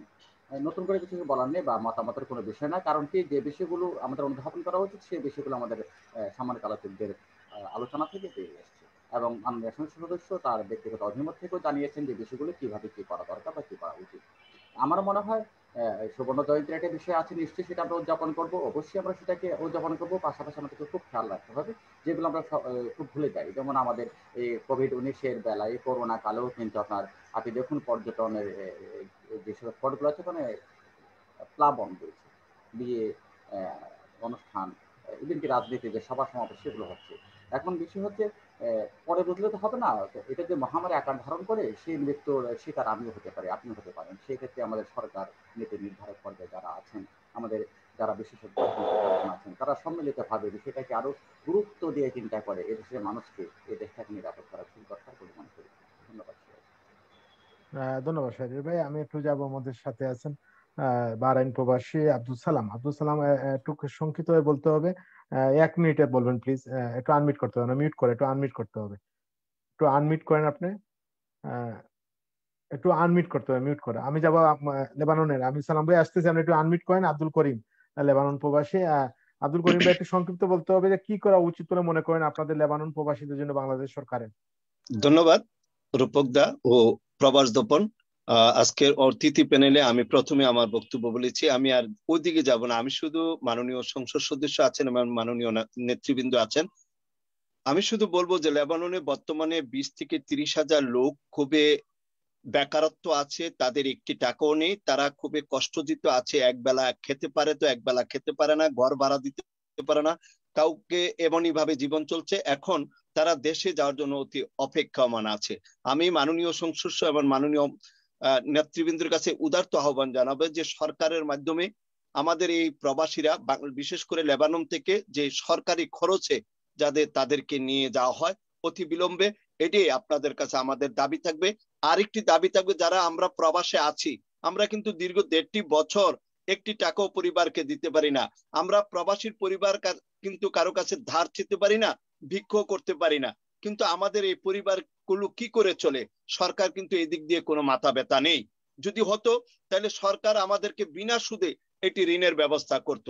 আমাদের ছেলে সন্তানটা লেখাপড়া করতে পারতেছে না, এমনকি স্কুল কলেজে ঠিকই বেতন দিতে হচ্ছে, কিন্তু এটা দুর্ভাগ্যজনক যে আমরা খেতেই পারছি না। যেহেতু একটি পরিবার চলে একজনের উপর, সে লোকটি যদি 1-1.5 বছর টাকা না দিতে পারে, সে পরিবারটা কি করে চলে? এরকম লক্ষ লক্ষ প্রবাসী, আজ প্রবাসীদের রেমিটেন্স $46 বিলিয়ন যেখানে জমা আছে, সেখানে আমাদের জন্য যদি সরকার বিনা সুদে একটি ঋণের ব্যবস্থা করেন তাহলে আমরা খুবই উপকৃত হতাম। আমরা সেটাই অনুরোধ করব, যাতে সরকার আমাদের লেবানন প্রবাসী যাদের একেবারে কাগজপত্র নেই, অবৈধ আছে, তাদেরকে দ্রুত সরকারি খরচে নিয়ে যাওয়া, এবং যারা বিদেশে আছে, বিশেষ করে লেবাননে আছি, তাদেরকে 1 থেকে 5 লক্ষ টাকা একটি ঋণের বিনা সুদে একটি ঋণের ব্যবস্থা করা। ধন্যবাদ সকলকে। যাবো বাহরাইন প্রবাসী আব্দুল সালাম, আমরা একটু আনমিট করতে হবে, আপনার মোবাইলের নিচে ক চিহ্ন দেওয়া, একটু টাচ করেন, আপনি আনমিট করুন, নাহলে আমরা কথা শুনবো না, একটু আনমিট করতে হবে। আব্দুল সালাম, আপনার এই মোবাইলের নিচে দেখেন, নিচের অংশে আপনার মিউট করা। আমি যাব, আমাদের সাথে হেলথ এন্ড ওয়েলফেয়ার মন্ত্রী ডাক্তার লেলিন চৌধুরী। লেলিন ভাই, আমরা আসলে যে কথাগুলো আপনি বলছেন যে আমাদের সুবর্ণ জয়ন্তী, আমাদের আশা আকাঙ্ক্ষা, আমরা কি পেলাম না, এই বিষয় নিয়ে যদি একটু হিসাবে। ধন্যবাদ।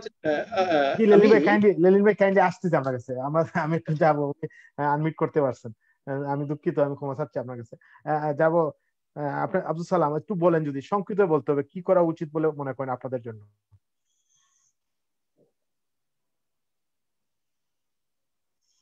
আব্দুল সালাম, সরকার আপনাদের জন্য কি করতে পারে, কি করা উচিত বলে মনে করেন? আমাদের মাননীয় সংসদ সদস্য আছেন এখানে, একটু সংক্ষিপ্ত বলতে হবে, তাড়াতাড়ি বলতে হবে। আব্দুল সালাম ভাই, শুনতে পাচ্ছেন? ধন্যবাদ রূপক দা, আবার কথা বলার সুযোগ দেওয়ার জন্য। আমাদের শুধু একটাই কাম বলেন আপনি। জি, যেমন মুহিত যদি একদিনের জন্য বাহরাইন চলে যান, তাহলে আমাদের সব সমাধান হয়ে যাবে।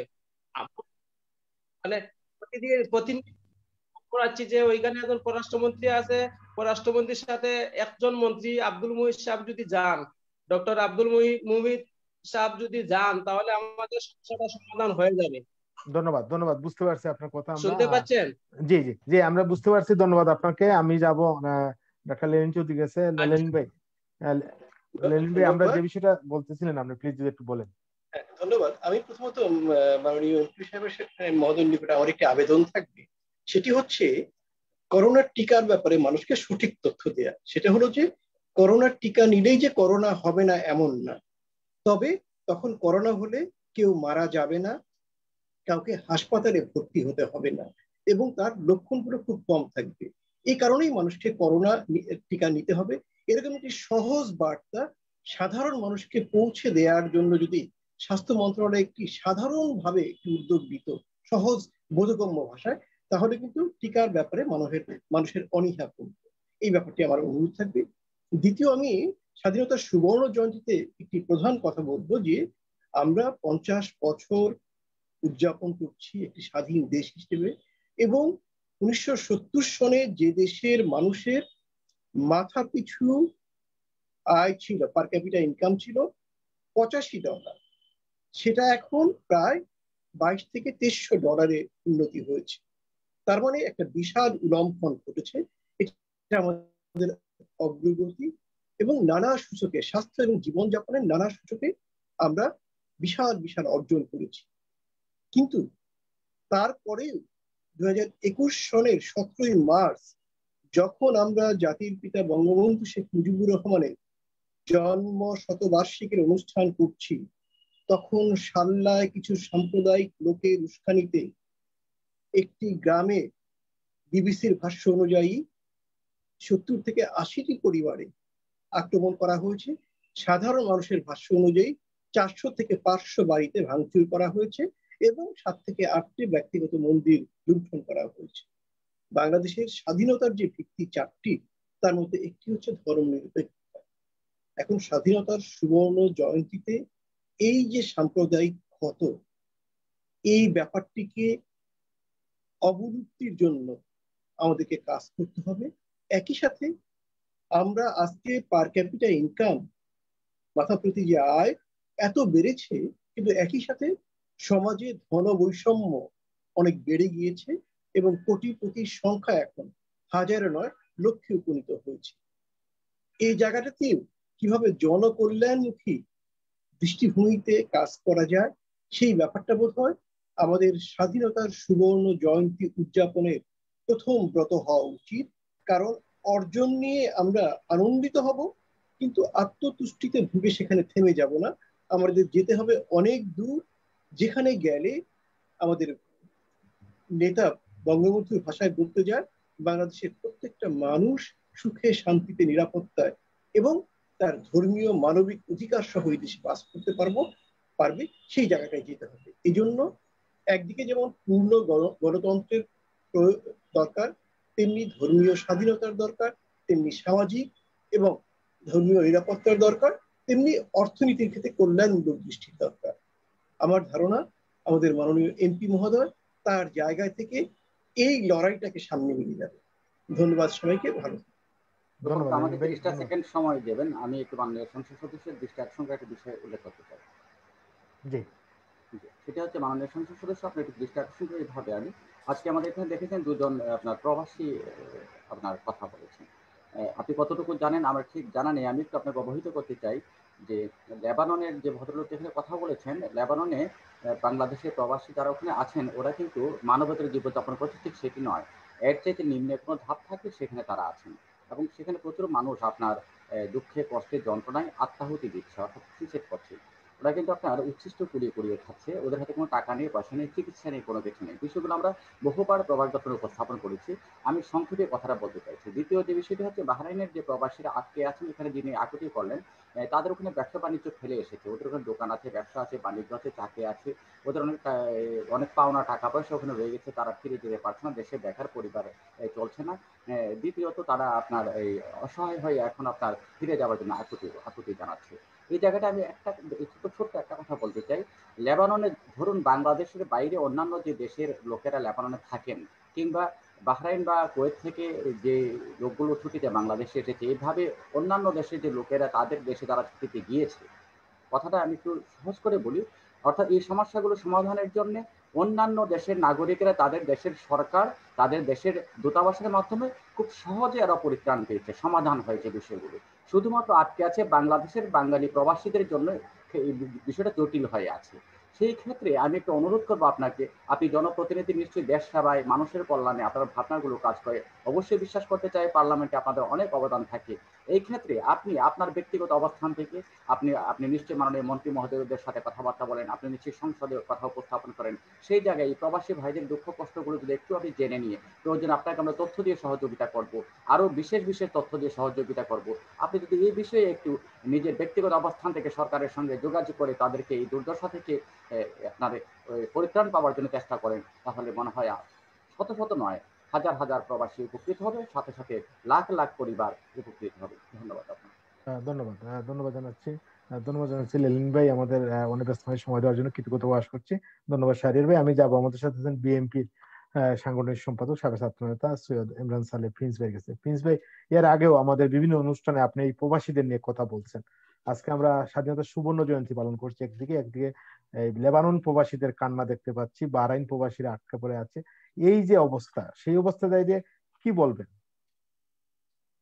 আপনি অবশ্যই একটি সঠিক বিষয়টি এখানে উপস্থাপন করেছেন যে আমরা যখন স্বাধীনতার সুবর্ণ জয়ন্তী পালন করছি, তখন আমাদের প্রবাসী ভাইয়েরা, বিশেষ করে লেবানন সহ বাহরাইন সহ বিভিন্ন দেশে যারা আটকা পড়ে আছেন বাংলাদেশে, তাদের যে কি পরিস্থিতি, এটা মানে আমিও 2-4 জনের সাথে আমার কথা হয়েছে, আমি তাদের কাছ থেকে শুনেছি যে খুবই খারাপ অবস্থা।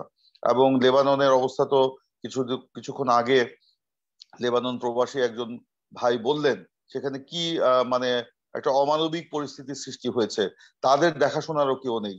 এবং এগুলোর ব্যাপারে আমরা কিন্তু বারবার সরকারের দৃষ্টি আকর্ষণ করেছি, যে সরকারকে বলেছি যে ওইসব দেশের পররাষ্ট্র মন্ত্রণালয় সহ অন্যান্য কর্তৃপক্ষের সাথে পর্যালোচনা করে বৈঠক করে আপনারা এই ব্যাপারগুলো সমাধান করুন।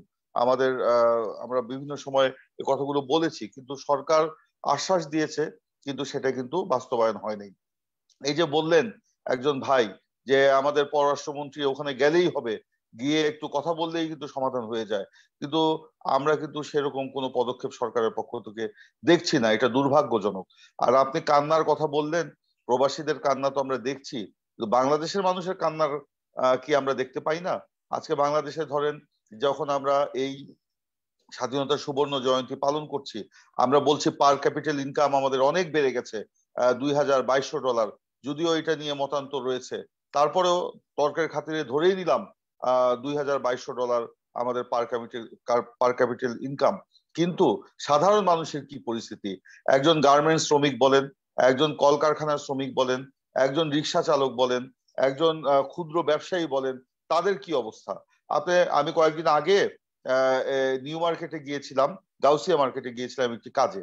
তো সেখানে আমার পরিচিত এক দোকানদার, স্বর্ণের দোকানদার, সে বলল যে আমাদের তো একেবারে মাথায় হাত। কেন? বললো যে 5% ভ্যাট দিতে হবে।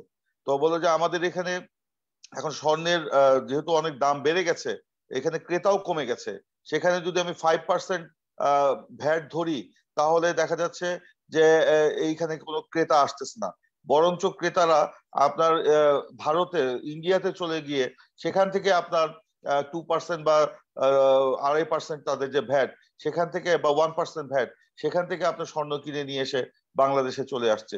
তো এই যে একটা পরিস্থিতি সৃষ্টি হয়েছে, শুধুমাত্র স্বর্ণের দোকান নয়, কাপড়ের দোকানে 15% ভ্যাট, আপনার জিনিসপত্রের দাম হু হু করে বেড়ে যাচ্ছে। আপনার চালের দাম আজকে প্রায় 67-68 টাকা, কোন জায়গায় 70 টাকা। মুসুরের ডালের দাম বেড়েছে, সয়াবিন তেলের দাম বেড়েছে, পেঁয়াজের দাম বেড়েছে, কাঁচামরিচের দাম বেড়েছে, আপনার চিনির দাম বেড়েছে, বুটের দাম বেড়েছে। রমজান না আসতেই কিন্তু এগুলোর দাম হু হু করে বেড়ে চলেছে। কিন্তু সাধারণ মানুষ আজকে এই করোনা কালে তাদের তো আয় ইনকাম অনেক কমে গেছে, অনেক মানুষের মানে কাজ নাই, তারা অনেক শহর ছেড়ে গ্রামে চলে যাচ্ছে। ঢাকায় যারা ক্ষুদ্র ব্যবসা করত কিংবা ছোটখাটো কাজ করত, তারা কাজ হারিয়ে, ব্যবসা হারিয়ে তারা কিন্তু মফস্বলে চলে যাচ্ছে। বিভিন্ন বাড়ি ঘর আপনার খালি, ভাড়াটিয়া আপনার দেখবেন যে বাড়ি খালি করে চলে যাচ্ছে, তারা বাড়ি ভাড়া দিতে পারতেছে না। এক একটা অ্যাপার্টমেন্টে আপনার মানে টুলেট লাগানো আছে অনেক, কিন্তু বাড়ি ভাড়া হচ্ছে না। এরকম একটা পরিস্থিতিতে যখন দ্রব্যমূল্যের লাগামহীন ঊর্ধ্বগতি থাকে, তখন মানুষের চোখে কিন্তু কান্না এমনি চলে আসে। আজকে এরকম একটা পরিস্থিতির সৃষ্টি হয়েছে। স্কুল কলেজ সব বন্ধ করে দেওয়া হয়েছে, কিন্তু স্কুল কলেজের বেতন কিন্তু ঠিকই নেওয়া হচ্ছে। তো এরকম একটা পরিস্থিতি আজকে কিন্তু আমাদের সামনে এসে দাঁড়িয়েছে। আজকে এই যে কোভিড এর ব্যাপারটা বললেন, যে কোভিড এর আমরা নিয়ন্ত্রণে নিয়ে এসেছিলাম, এটা কি কতটুক নিয়ন্ত্রণে আমরা নিয়ে এসেছিলাম, এবং নিয়ন্ত্রণে যদি এনেই থাকি তাহলে আজকে বাড়লো কেন, এই প্রশ্নটা কিন্তু সামনে চলে এসছে। আজকে সবকিছু খুলে দিয়েছেন আপনার অবারিত ভাবে। যখন এটা আপনারা সরকার যখন খুলে দিল, তখনই কিন্তু সরকার গঠিত যে টেকনিক্যাল কমিটি, পরামর্শক কমিটি, তারা কিন্তু এই বিরোধিতা করেছিল, এইভাবে না খুলে ধাপে ধাপে সেগুলো খোলা। কিন্তু দেখা গেল সব খুলে দেওয়া হয়েছে, মিল, কলকারখানা, ফ্যাক্টরি, এগুলো সব খুলে দেওয়া হয়েছে, যার ফলে অবাধে সবাই মেলামেশা করছে, সামাজিক দূরত্ব বলতে কিছু নেই, মাস্ক বলতে কিছু নেই, এবং সেখানে যার যার মানে এই যে একটা বছর যে মানুষের লস হয়ে গেছে, মানুষের যে ব্যবসা বাণিজ্য নাই, কাজ নাই, এই কারণে মানুষ দিশেহারা হয়ে যে যেভাবে পারছে ছোটাছুটি করছে, এবং সেখানে সামাজিক দূরত্ব আমি আগেই বললাম সেটা মেনটেন করা সম্ভব হয় নাই। কিন্তু আজকে দেখেন, যার কারণে আমাদের এখানে কিন্তু করোনা পরিস্থিতি বেড়ে যাচ্ছে, কিন্তু তারপরেও দেখবেন আমাদের কিন্তু এখানে স্বাস্থ্যবিধি মেনে চলার কোনো সুযোগ নাই। হ্যাঁ, জনগণের উপর দোষ দেওয়া হচ্ছে, জনগণ এইটা মানছে না, বুঝলাম, কিন্তু সরকার কি পদক্ষেপ নিল? সরকার তো একটা, আমরা তো জানি সরকারের মন্ত্রী, এমপি, কর্মকর্তা, এদের কাছ থেকে শুনি সরকার একটা শক্তিশালী সরকার, একেবারে তৃণমূল পর্যায়ে এদের ভিত রয়েছে এবং তাদের সব নিয়ন্ত্রণে। তো এখানে আপনার এমপি তারা, উপজেলা চেয়ারম্যান তারা, পৌরসভার মেয়র তারা, সিটি কর্পোরেশনের মেয়র তারা, ইউনিয়ন পরিষদের চেয়ারম্যান তারা, মেম্বার তারা, ওয়ার্ডের কমিশনার তারা। তো তারা, ইউনো তাদের, ডিসি তাদের, এসপি তাদের, বিভাগীয় কমিশনার তাদের। তো এরা মিলে জনগণকে কেন বুঝাতে পারছে না যে আজকে যে স্বাস্থ্যবিধি না মেনে চললে করোনা পরিস্থিতি আরো বাড়বে? আমরা তো কোথাও দেখি নাই স্বাস্থ্যবিধি মেনে চলার ব্যাপারে সরকারের কোনো পদক্ষেপ নিয়েছে। কোনো মাইকিং তো আমরা শুনলাম না এই পর্যন্ত তারা দিয়েছে, বা কোনো একটা উপজেলা চেয়ারম্যান কিংবা ইউনিয়ন পরিষদের চেয়ারম্যান তারা কোন একটা ইউনিয়ন পরিষদের চেয়ারম্যান বা উপজেলা চেয়ারম্যান তারা তাদের এলাকায়, বা এমপি সাহেবরা তাদের এলাকায় গণসংযোগ করে জনগণকে বোঝানোর চেষ্টা করছে, এরকম পরিস্থিতি কিন্তু আমরা দেখি নাই। তো আজকে শুধু জনগণের উপর দোষ দিলে চলবে না। জনগণের তো আয় ইনকাম সংকুচিত হয়ে গেছে, তার সে তো চাবেই যে তার মানে আয় ইনকাম বাড়ানোর জন্য ব্যবসা বাণিজ্য করবে, পথে ঘাটে ছুটবে, তার ফ্যামিলিকে টিকিয়ে রাখার জন্য, তার ভবিষ্যৎ চিন্তা করে সে কাজটা করার চেষ্টা করবে। কিন্তু সরকার কি পদক্ষেপ নিল? আমরা তো শুনেছি সরকার আপনার বলে বাংলাদেশের অর্থনীতি নাকি আজকে কানাডার সমান, বাংলাদেশের অর্থনীতি সিঙ্গাপুরের সমান। তো তাই যদি হয়ে থাকে, তো কানাডা, সিঙ্গাপুর এই কোভিড কালে তাদের জনগণের জন্য যে পরিষেবাগুলো দিয়েছে সেগুলো আমরা কি দিতে পেরেছি? সরকার দিতে পেরেছে? তা কিন্তু পারে নাই। সরকার যখন দিতে পারেনি, তো মানুষ তো যাবেই, সেদিকে যাবে। বরঞ্চ সরকার যেগুলো দেওয়ার চেষ্টা করেছিল প্রথম দিকে, সেগুলো আমরা দেখেছি ক্ষমতাসীন দলের লোকরা লুটপাট করেছে, সেগুলো আপনার সবকিছু নষ্ট করে ফেলেছে। তো যাই হোক, আমি সেই প্রসঙ্গে যাব না। আজকে ভ্যাকসিন নিয়ে আসা হয়েছে, ভ্যাকসিনও যে অব্যবস্থাপনা, একটা জটিল মানে ভ্যাকসিন প্রক্রিয়া একটা জটিলতা সৃষ্টি করা হয়েছে। সেই ভ্যাকসিন কিন্তু মানুষ আজকে নিতে আগ্রহ হারিয়ে ফেলছে। তারপর দেখা যাচ্ছে ভ্যাকসিন নেওয়ার পরেও আপনার করোনা আক্রান্ত হচ্ছে, ভ্যাকসিন নেওয়ার 15 দিন বা 1 মাস পরেও করোনায় আক্রান্ত হচ্ছে। এগুলো খবর যখন পত্র পত্রিকায়, মিডিয়ায় আসে, তখন কিন্তু মানুষ এই ভ্যাকসিনের প্রতি আরো আপনার বীতশ্রদ্ধ হয়ে যায় বা অনাগ্রহ দেখায়, ভ্যাকসিন কিন্তু আর নিতে চায় না। বা এখনো এই ভ্যাকসিন মানে পরবর্তী চালান যেগুলো আসার কথা শোনা গিয়েছিল, সেগুলো কিন্তু আমরা পাই নাই, বা ধীর গতিতে। সেটা আগে বলা হয়েছিল 4 সপ্তাহ, তারপর শুনলাম 8 সপ্তাহ, এখন 8 সপ্তাহ পরেও সেকেন্ড ডোজ পাওয়া যাবে কিনা সেটা কিন্তু সন্দেহ। আর টোটাল যে পপুলেশন আমাদের, সেই পপুলেশনের এখন পর্যন্ত প্রায় 3% মতো আপনার ভ্যাকসিন দিয়েছে, টোটাল পপুলেশনের 3%। তো এটা তো খুবই নগণ্য। এই 3% লোককে ভ্যাকসিন দিয়ে সরকার যদি নিজের সাফল্য জাহির করে, তাহলে আমার বলার কিছু নেই। আরেকটি প্রসঙ্গ এসছে যে স্বাধীনতার সুবর্ণ জয়ন্তীর বিষয়। হ্যাঁ, সুবর্ণ জয়ন্তী তো সবাইকেই আমাদের পালন করতে হবে, কিন্তু আজকে এই স্বাধীনতার সুবর্ণ জয়ন্তীর এই লগ্নে দাঁড়িয়ে আমরা কি দেখছি? আমাদের সমস্ত রাজনৈতিক দল, পেশাজীবী সংগঠন, সাংস্কৃতিক সংগঠন, সামাজিক সংগঠন, তারা যখন এই এই সীমিত সুযোগেও আপনার এই সুবর্ণ জয়ন্তী পালনের উদ্যোগ নিল, তখন কিন্তু দেখলাম এই যে বিদেশি অতিথিদের আসার নাম করে বাংলাদেশের রাজনৈতিক দল বা অন্যান্যদেরকে আপনার সেই সভা সমাবেশ করার, মাধ্যমে সুবর্ণ জয়ন্তী পালন করার সে পথ কিন্তু রুদ্ধ করে দিল। তাও আবার কি রুদ্ধ করে দিল? পুলিশের মাধ্যমে। আজকে এই যে আমরা বলছি বাংলাদেশে একটা রাজনৈতিক কালচার আছে, সেই কালচার কিন্তু আমরা দেখতে পাচ্ছি না। পুলিশের মাধ্যমে আমাদেরকে হুমকি দেওয়া হলো, বলা হলো যে 26শে মার্চ পর্যন্ত কোনো ধরনের সভা সমাবেশ করা যাবে না। তারপরে আমরা পুলিশের সাথে যখন কথা বলতে চাই বা যাই, তখন কিন্তু তারা বলে কোনো রাজনৈতিক প্রোগ্রাম 26 তারিখ পর্যন্ত করা যাবে না। আরে ভাই, রাজনীতির মাধ্যমেই তো দেশটা স্বাধীন হয়েছে, তো রাজনীতি কেন প্রোগ্রাম আমরা করতে পারবো না? 26শে মার্চ যে স্বাধীনতা দিবস, সেই দিনও সকালে আমরা শহীদ স্মৃতিসৌধে যেতে পারবো কিনা সেটা নিয়েও কিন্তু এখন একটা সন্দেহের সৃষ্টি হয়েছে। 26শে মার্চ আমাদের যে র্যালি হওয়ার কথা, একটা রেওয়াজ পরিণত হয়েছে। বাংলাদেশের সমস্ত সংগঠন, রাজনৈতিক দল তারা বিজয় র্যালি করে, স্বাধীনতা র্যালি করে, সুবর্ণ জয়ন্তীর র্যালি করে, সেটাও আমরা করতে পারবো কিনা সেটা কিন্তু আজকে বড় প্রশ্ন হয়ে দাঁড়িয়েছে। আর এই যে আরেকটি দুঃখজনক কথা আপনারা উল্লেখ করেছেন, যে স্বাধীনতা সুবর্ণ জয়ন্তীর এই লগ্নে আমরা দুর্ভাগ্যজনক ভাবেও দেখলাম যে আপনার এই যে সুনামগঞ্জের সাল্লা উপজেলায় যে হিন্দু সম্প্রদায়ের মানুষের উপরে যে আক্রমণ হয়েছে, সেটা অত্যন্ত দুঃখজনক এবং এটা অত্যন্ত অমানবিক, এবং এটা নিন্দা জানানোর ভাষা কিন্তু আমাদের নাই। কিন্তু আজকে আমরা দেখলাম সরকার এই ব্যাপারে সঠিক কোনো পদক্ষেপ না নিয়ে বা সঠিক বক্তব্য হাজির না করে সেই পুরনো কায়দায় আবারও সেই বিএনপিকে, বিরোধী দলকে ঘায়েল করার জন্য, তারা এই ঘটনার জন্য বিএনপিকে দায়ী করে বক্তব্য দিচ্ছে সরকারের মন্ত্রী, সরকারের সাধারণ সম্পাদক, আওয়ামী লীগের সাধারণ সম্পাদক, মন্ত্রী, এমপিরা কিন্তু এই কোরাস গাওয়া শুরু করেছে। কিন্তু আজকে দেখেন বিকেলে আমরা কি দেখলাম, যে সেখানে ওই ঘটনার ফুটেজ ধরে ধরে যাদের গ্রেপ্তার করা হয়েছে, সেখানে স্থানীয় যুবলীগের, আওয়ামী লীগের এক নেতার ছেলে, যুবলীগের সভাপতি সহ 22 জনকে যে ধরা হয়েছে, 22 জনের নাকি 17 জনই আপনার ক্ষমতাসীন দলের সাথে জড়িত।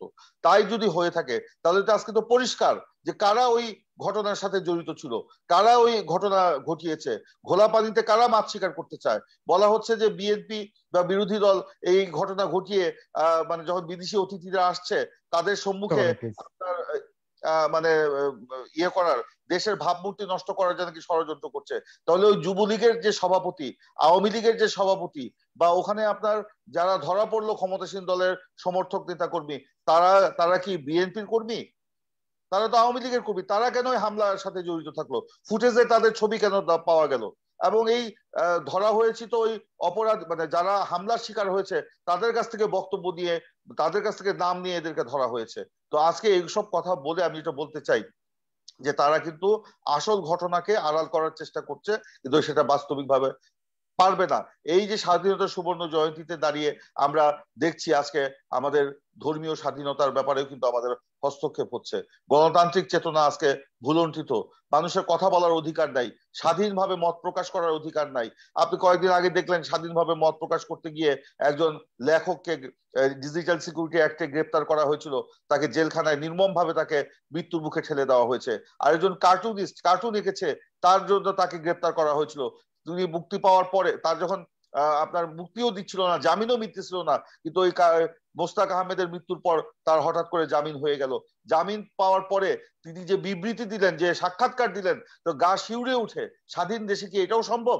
এভাবে একজন কার্টুনিস্টকে ডিজিটাল সিকিউরিটি অ্যাক্টে গ্রেপ্তার করে তাকে যে নির্মম ভাবে নির্যাতন করা হয়েছে, তার কানের পর্দা ফাটিয়ে দেওয়া হয়েছে।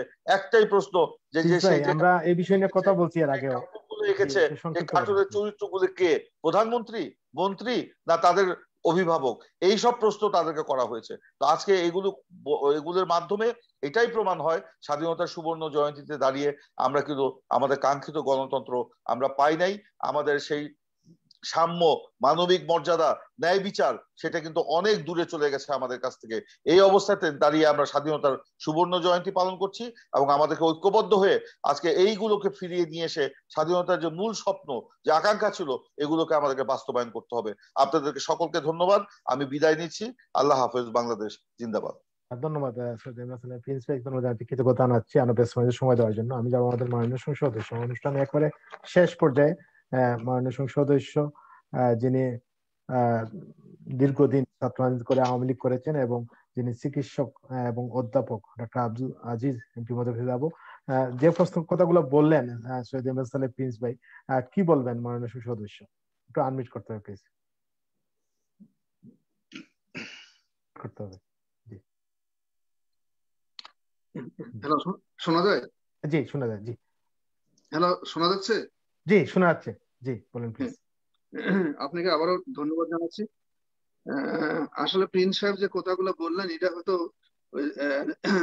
নিজের আয়নার সামনে দাঁড়ালে যেমন নিজের মুখটা দেখা যায়, উনি ওনাদের সময় সেই নিজের চিত্রগুলোই হয়তো দেখছেন। উনি বাংলাদেশের প্রকৃত চিত্র হয়তো দেখার চেষ্টা করলে এই চিত্র অন্যরকম পাতেন। আপনি প্রিন্স সাহেব যে কথাগুলো বলছেন, আসলে বাস্তবতার সাথে তার কোনো মিল আছে বলে আমার মনে হয় না। উনি করোনা নিয়ে কথা বলছেন। উনি আমি জানি না ওনার ধারণা কতটুকু। ভ্যাকসিন কাদের দেওয়া হবে, কারা কারা পাবে, সেটা যদি হিসাব করেন তাহলে উনি হয়তো হিসাব করে করেন নাই, অথবা করার প্রয়োজন মনে করেন। আপনারা জানেন যে বাংলাদেশে শুধু না, সারা বিশ্বে বাচ্চাদের ভ্যাকসিন দেওয়া হচ্ছে না। 18 বছরের বেশি যাদের বয়স তাদেরকে দেওয়া হচ্ছে। এবং বাংলাদেশে প্রথমে 50 বছরের বেশি যাদের বয়স তাদেরকে দেওয়া চালু করা হয়েছিল, পরে এটাকে 40 বছরে নিয়ে আসা হয়েছে।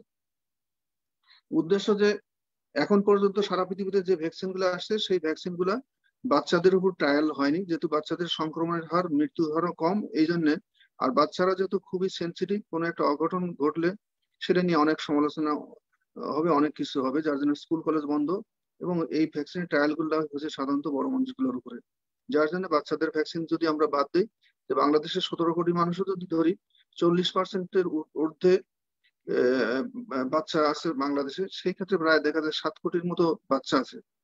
প্রায় 50 লক্ষর মতো মহিলা প্রেগনেন্ট থাকে সবসময়। আমরা সেটা যদি বাদ দিই, প্রায় 7.5 কোটি মানুষ অটোমেটিক বাদ যায়। তাই আর থাকে হচ্ছে 8 কোটির একটু উপরে মানুষকে ভ্যাকসিন দিতে হবে। তার মধ্যে সরকার নির্ধারণ করছেন 40 বছরের উপরে। 40 বছরের উপরে হলে সেটাও দেখা যাচ্ছে যে কমে হয়তো 4 থেকে 5 কোটি মানুষকে হয়তো ভ্যাকসিন দিতে হবে। তার মধ্যে মেডিকেল ভাষায় আমরা যদি বলি, আমরা যদি 70 থেকে 80% মানুষকে ভ্যাকসিনের আওতায় আনি, তাহলে অটোমেটিক সমাজে হার্ড ইমিউনিটি তৈরি হবে। হার্ড ইমিউনিটি তৈরি হলে তখন বাকি লোকগুলোকে আর ভ্যাকসিন দিতে হবে না। উনি বলছে যে ভ্যাকসিন দেওয়ার পরেও করোনা হচ্ছে। ওনার আসলে মেডিকেল সায়েন্স সম্বন্ধে কোনো ধারণা আছে কিনা আমি জানি না। পৃথিবীতে এই মুহূর্তে যে ভ্যাকসিন গুলো দেওয়া হচ্ছে, ফাইজার এবং মেডোনা দাবি করছে তাদের ভ্যাকসিনের সাকসেস রেট হচ্ছে 96%। অক্সফোর্ড সেটার দাবি বলা হচ্ছে যে 85% তাদের ইমিউনিটি, 85% মানুষের মধ্যে ইমিউনিটি তৈরি করতে হবে। তাহলে বাকি 15% মানুষের মধ্যে কিন্তু করোনা সংক্রমণ হওয়ার সম্ভাবনা থাকে। শুধু তাই না, ভ্যাকসিন দেওয়ার 14 দিন, ভ্যাকসিন দেওয়ার পরে 14 দিন সময় লাগে ইমিউনিটি ডেভেলপ করতে। এই 14 দিনের মধ্যে কোনো মানুষ যদি করোনা রোগীর সংক্রমণে, যেসব মানুষগুলো সংক্রমিত তাদের কন্ট্যাক্টে যায়, তার করোনা হতে পারে। তো এখানে একটা আসার কথা, সেটা হচ্ছে যদি ভ্যাকসিন নেওয়ার পরে কারোর করোনা হয়, তার সিমটমটা হবে খুবই সামান্য, অর্থাৎ তাদের যে উপসর্গগুলো হবে সেটা সহনীয় মাত্রার এবং সামান্য রকম সিমটম হবে, কিন্তু মারা যাওয়া বা বড় রকমের সমস্যা হওয়ার সম্ভাবনা খুবই কম। উনি বলেছে যে আরো অনেকগুলা অনাকাঙ্ক্ষিত প্রসঙ্গ টেনে নিচ্ছেন, বিশেষ করে সুবর্ণ জয়ন্তীর ব্যাপারে। আমরা অত্যন্ত গর্বের সাথে বলি, স্বাধীনতার আমরা 50 বছর উদযাপন করতে যাচ্ছি আগামী 26 তারিখে। এই 50 বছরের মধ্যে 21টা বছর যারা এই দেশের স্বাধীনতা চায়নি, যারা মুক্তিযুদ্ধের চেতনায় বিশ্বাস করে না, যারা মুক্তিযুদ্ধকে স্বীকার করে না, তাদের হাতে বাংলাদেশ ছিল। তারা স্বাধীনতার চেতনাকে ধ্বংস করার জন্য, ধূলিসাৎ করার জন্য প্রতিনিয়ত চেষ্টা করেছেন, এবং তারা প্রমাণ করতে চেয়েছেন যে বাংলাদেশ স্বাধীন হওয়া ভুল করেছে। তারা বাংলাদেশকে পাকিস্তান বানাতে চেয়েছে। এটা প্রিন্স সাহেব হয়তো ভুলে যাওয়ার কথা না। যার জন্য 21টা বছর বাংলাদেশের কি উন্নয়ন হয়েছে আপনারা সবই জানেন। উন্নয়নের সাথে পিছনের দিকে গেছে। বিএনপির নেতা সাইফুর রহমান মারা গেছেন, আল্লাহ ওনাকে বেশ নথি করে। বাংলাদেশের মাননীয় প্রধানমন্ত্রী জননেত্রী শেখ হাসিনা আওয়ামী লীগ যখন 1996 সালে ক্ষমতায় আসে, 2 বছরের মধ্যে বাংলাদেশ খাদ্য সম্পূর্ণ করেছিলেন। তখন সাইফুর রহমান বলেছিলেন যে যদি দেশ খাদ্য স্বয়ংসম্পূর্ণ হয়, তাহলে নাকি বিদেশের সাহায্য পাওয়া যাবে। অর্থাৎ বাংলাদেশকে ফকির বানায় রাখা তাদের হচ্ছে অভিপ্রায়। আপনার 2001 থেকে 2005 পর্যন্ত বিএনপি ক্ষমতায় ছিল, পাঁচবার বাংলাদেশকে বিশ্বের বুকে দুর্নীতিতে চ্যাম্পিয়ন বানিয়েছে। এবং উন্নয়ন কাদের হয়েছে? তারেক জিয়া, মামুন, এদের উন্নয়ন হয়েছে, বাংলাদেশের উন্নয়ন হয়নি। আজকে ওনারা জিনিসপত্রের দামের গল্প শোনান। যখন 2001 থেকে 2005 পর্যন্ত বিএনপি ক্ষমতা ছিল, জিনিসপত্রের দাম যখন হু করে বাড়তেছিল, নিয়ন্ত্রণে বাইরে গেছিল, বাইরে চলে গেছিল, তখন বিএনপি নেত্রী বলেছিলেন মানুষের নাকি ক্রয় ক্ষমতা বেড়েছে, অথবা দাম বাড়লে কোনো সমস্যা নেই। কিন্তু আমাদের নেত্রী মাননীয় প্রধানমন্ত্রী শেখ হাসিনা কখনো এটা বলেন না। উনি দ্রব্যমূল্যর বাজার নিয়ন্ত্রণে রাখছেন, মানুষের জীবনযাত্রা যাতে স্বাভাবিক চলে, ক্রয় ক্ষমতার মধ্যে থাকে, সেই চেষ্টা সবসময় করে গেছেন, উনি সফল হয়েছেন। আমরা গর্বের সাথে বলি, মানুষের মৌলিক চাহিদা কি কি? অন্ন, বস্ত্র, বাসস্থান, চিকিৎসা এবং শিক্ষা। আমরা গর্বের সাথে বলি আজকে বাংলাদেশ খাদ্যের স্বয়ংসম্পূর্ণ। বাংলাদেশে যেখানেই যান, মানুষ কখনো এখন আর কাপড়ের কথা বলে না, আমাকে কাপড় দাও।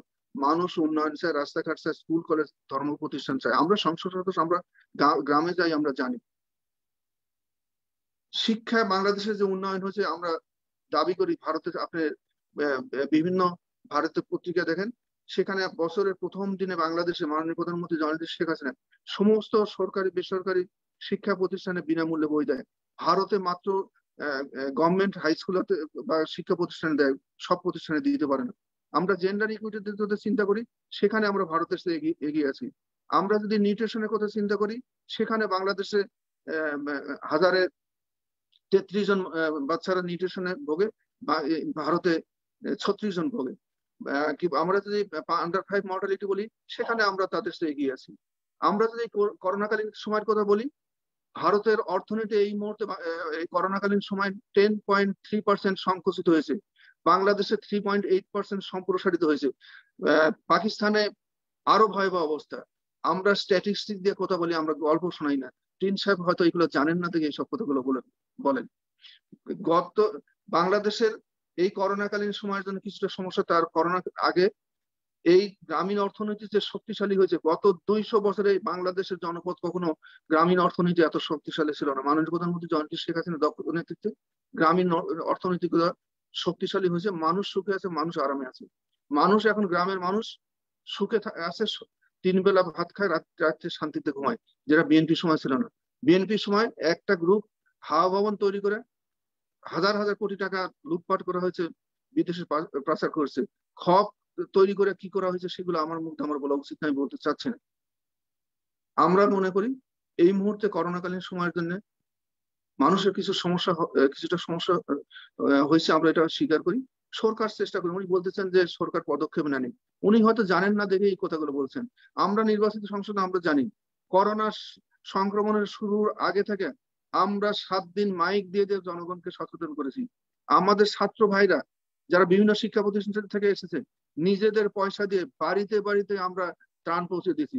999-এ ফোন করার আধা ঘন্টার মধ্যে আমরা প্রতিটা বাড়িতে আমরা নিজে খাবার পৌঁছাতে, গভীর রাত পর্যন্ত আমরা নিজে বিভিন্ন মানুষের ঘরে খাবার পৌঁছে দিয়েছি। চিকিৎসা ব্যবস্থাকে শক্তিশালী করে বিনা অ্যাম্বুলেন্সে যাদেরকে চিকিৎসা দরকার, টারশিয়ারি লেভেলে হাসপাতালে যাওয়ার দরকার, বিনা ভাড়ায় আমরা অ্যাম্বুলেন্স ব্যবস্থা করেছি। এই চিত্রগুলো প্রিন্স সাহেব হয়তো জানেন না দেখে এই সবগুলো গল্প শোনাচ্ছে। স্বাধীনতার সুবর্ণ জয়ন্তী, আমি বিশ্বাস করি বাংলাদেশে গণতন্ত্র সুসংগত হয়েছে, আমরা আরো সুসংগত করতে চাই, মানুষ সুখে থাক সেটা আমাদের প্রত্যাশা। এই 50 বছরে যেটা আমাদের অর্জন, সেটা হচ্ছে বাংলাদেশের মানুষ সুখে আছে, আমাদের খাদ্য, বস্ত্র, অন্ন, বাসস্থান, শিক্ষা, এইগুলা বিশ্বের অনেক দেশের চেয়ে আমরা অনেক এগিয়ে আছি।